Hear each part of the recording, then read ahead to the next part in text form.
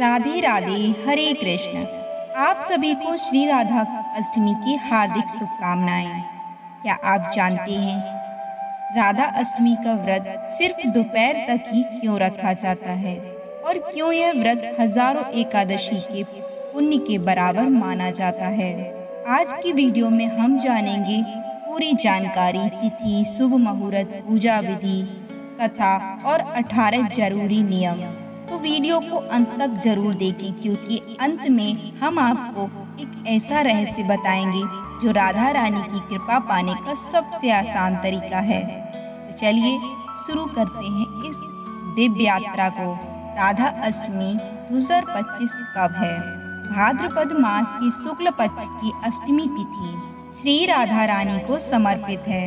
इस बार राधा अष्टमी 31 अगस्त 2025 रविवार को मनाई जाएगी। अष्टमी तिथि का प्रारंभ 30 अगस्त रात 10:47 से प्रारंभ होगा। उसके साथ ही अष्टमी तिथि की समाप्ति 31 अगस्त रात 12:57 पर समाप्त होगी। राधा अष्टमी का शुभ मुहूर्त सुबह 11:05 से लेकर दोपहर 1:38 तक है तथा व्रत के पारण का समय दोपहर 12 बजे के बाद से 4 बजे तक है। इस दिन ब्रह्म मुहूर्त सुबह 4:36 से लेकर 5:24 तक है तथा सूर्योदय का समय 6:12 से है और सूर्यास्त का समय 6:41 पर है। तो जानते हैं कि व्रत दोपहर तक ही क्यों किया जाता है। जब राधा जी को पता चला कि श्री कृष्ण आधी रात को जन्म लेंगे तो वे दुखी हो गईं और बोली, कान्हा, आप अपने भक्तों को इतना कष्ट क्यों देंगे? तब श्री कृष्ण ने कहा कि उन्होंने चंद्रदेव को वचन दिया है। राधा रानी ने कहा, मैं तो दोपहर में जन्म लूंगी ताकि मेरे भक्तों को कष्ट ना हो। इसी कारण राधा अष्टमी का व्रत दोपहर में शुभ मुहूर्त में पूजा करने के बाद खोला जाता है। तो आइए अब जानते हैं व्रत पारण के 3 तरीके। वर्षाना परंपरा के अनुसार सप्तमी को व्रत करते हैं, उसके बाद अष्टमी को सुबह 4 बजे पूजा कर पारण किया जाता है। अधिकतर लोग अष्टमी का व्रत सुबह से करते हैं और दोपहर 12 बजे पारण करते हैं। अगर शास्त्रों की मानी जाए तो शास्त्रों के अनुसार अष्टमी का पूरा दिन व्रत नवमी को पारण किया जाता है। अष्टमी के व्रत में आप फलाहार कर सकते हैं, फल, दूध, सात्विक भोजन लेना चाहिए और तामसिक चीजों से बचना चाहिए। अब जानते हैं पूजा विधि के बारे में। एक दिन पहले सप्तमी के दिन केवल सात्विक भोजन करें। व्रत के दिन सुबह ब्रह्म मुहूर्त में उठें, स्नान आदि से निवृत्त होकर साफ स्वच्छ वस्त्र धारण करें, जैसे कि सफेद, गुलाबी, पीले, काले रंग के वस्त्रों को धारण करने से बचें, क्योंकि काले रंग के वस्त्र पूजा में उपयोग नहीं किए जाते। फिर मंदिर या पूजा स्थल को गंगा जल से शुद्ध करें। फिर चौकी सजाएं, दाहिनी तरफ कलश स्थापित करें, फिर राधा कृष्ण की प्रतिमा या चित्र को स्थापित करें। संकल्प लें, फिर मैं श्रद्धा और भक्ति से व्रत और पूजन कर रही हूँ या कर रहा हूँ।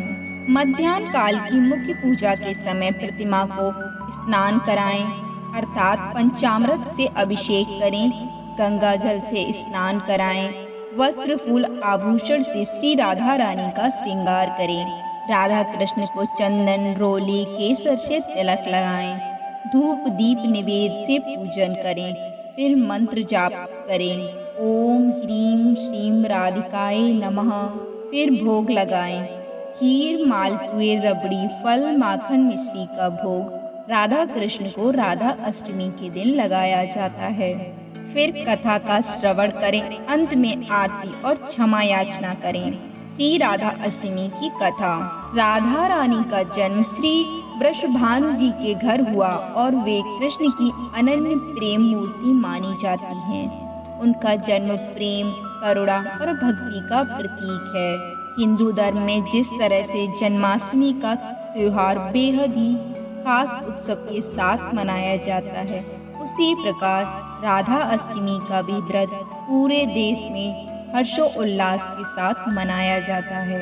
इस त्योहार को बरसाना में तो बेहद ही बड़े उत्साह के साथ मनाया जाता है। वहीं घरों से लेकर मंदिरों तक इस दिन राधा रानी की विधिवत पूजा अर्चना की जाती है और व्रत रखने का भी विधान है। लेकिन जब तक राधा अष्टमी पर राधा रानी की इस कथा का पाठ न किया जाए तब तक ये व्रत पूरा नहीं माना जाता। तो चलिए अब जानते हैं राधा अष्टमी की व्रत कथा क्या है। धार्मिक मान्यताओं के अनुसार राधा अष्टमी के दिन ही किशोरी जी का धरती पर अवतरण हुआ था। ऐसी मान्यता है कि इस दिन जो भी व्यक्ति राधा रानी की पूजा अर्चना के साथ व्रत रखता है तो राधा रानी उस व्यक्ति की सारी मनोकामनाएं पूरी करती हैं। ऐसे में अगर आप पूजा करने जा रहे हैं और इसका पूरा फल चाहते हैं तो व्रत में इस कथा का पाठ या श्रवण करना बिल्कुल भी ना भूलें। पौराणिक कथा के अनुसार एक समय की बात है कि राधा रानी स्वर्गलोक से बाहर चली गई। वहीं जब इस बात की जानकारी भगवान श्री कृष्ण को मिली तो वह विरजा सखी के साथ घूमने लगे।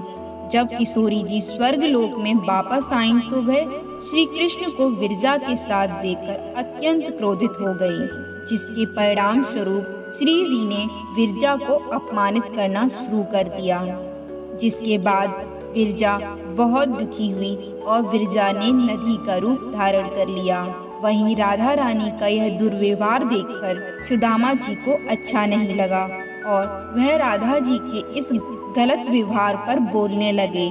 फिर क्या था, सुदामा जी की बातों को सुनकर किशोरी जी को फिर बहुत क्रोध आया और उन्होंने कान्हा जी के मित्र सुदामा जी को दानव योनि में जन्म लेने का श्राप दे दिया।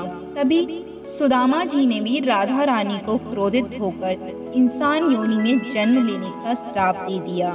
शिव पुराण की कथा के अनुसार देवी राधा के श्राप के कारण ही सुदामा ने शंखचूड़ दानव के रूप में जन्म लिया, जिसका वध भगवान शिव के हाथों हुआ था। वहीं सुदामा के श्राप की वजह से राधा रानी को धरती पर मनुष्य के रूप में जन्म लेकर भगवान कृष्ण का वियोग सहना पड़ा। इसके अलावा कुछ पौराणिक कथाओं के अनुसार द्वापर युग के जब श्री विष्णु ने भगवान कृष्ण के रूप में अवतार लिया तो उनकी पत्नी यानी माता लक्ष्मी ही देवी राधा के रूप में पृथ्वी पर आई थी। अब जानते हैं राधा अष्टमी के 18 जरूरी नियमों के बारे में। तो इस दिन निर्जल या फलाहार से व्रत करना चाहिए। राधा अष्टमी के दिन किसी पर क्रोध नहीं करना चाहिए।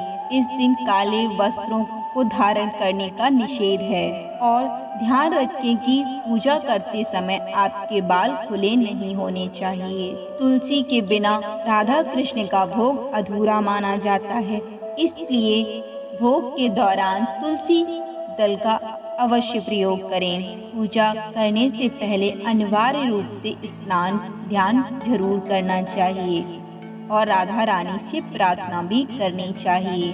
व्रत के दौरान आपको दोपहर में सोना नहीं है। इस दिन आप बाल नाखून काटने से भी बचें। राधा अष्टमी के संकल्प लेने के बाद व्रत को तोड़े नहीं।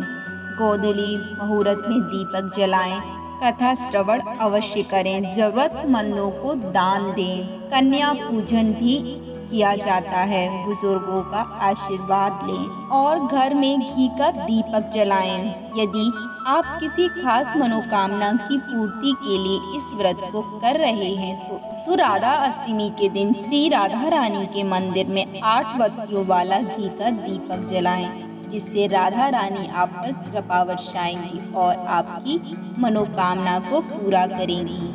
अगर यह जानकारी आपको उपयोगी लगी हो तो वीडियो को लाइक करें, ज़्यादा से ज़्यादा भक्तों के साथ इसको साझा करें और हमारे चैनल को सब्सक्राइब भी करें। साथ ही बेल आइकन को ज़रूर दबा लें।